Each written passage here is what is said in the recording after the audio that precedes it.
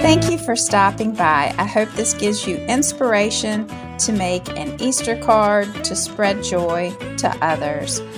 If you like this, please hit the like button and please consider subscribing. Thanks for stopping by.